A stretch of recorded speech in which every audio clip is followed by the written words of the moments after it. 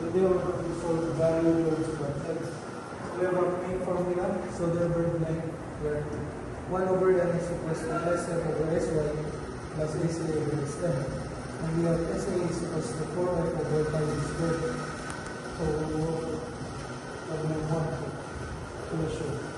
For AISI, D140, OQT, 1,000 times. We have SU is equals to 153 psi, SY is 134 psi. So we have Sn is equals to 0.5 SU, which should become 0.5 times 153 is equals to 76.5 psi.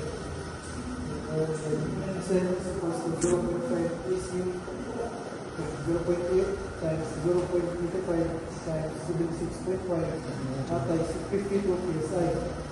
So for double acting, so we have F max is equals to F is equals to 3A. So we have 125 times pi over 4 times 20 squared, that F max is equals to 39,470 pounds or 39.57 kips.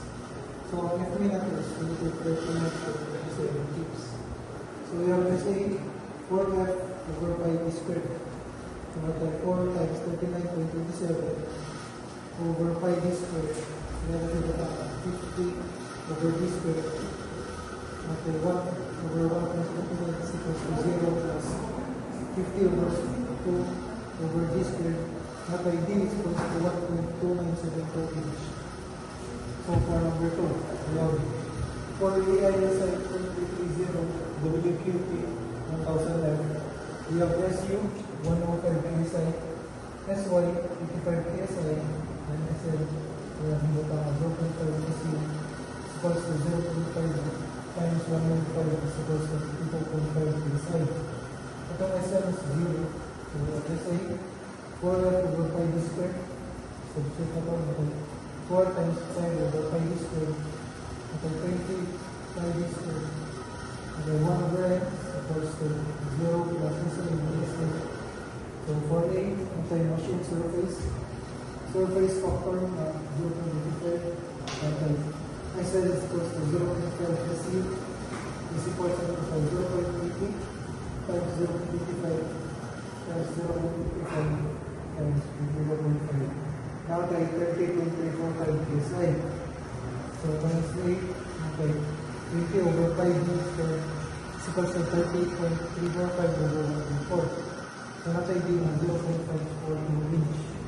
So for B, mirrored polished surface. We have surface factor 1. Sn is equals to 0.5 times Su, 0.8 0.85 times 1 times 54.5. Now type 25.7 psi. So for SA, natin 20 over 5 squared, 27.7 over 1.4, natin 0.5 inch. So C as forged surface is equals to 0.40, natin SL as 0.5, SU is equals to 0.8 times 0.85 times 0.4 times 52.5, natin 14.2 psi.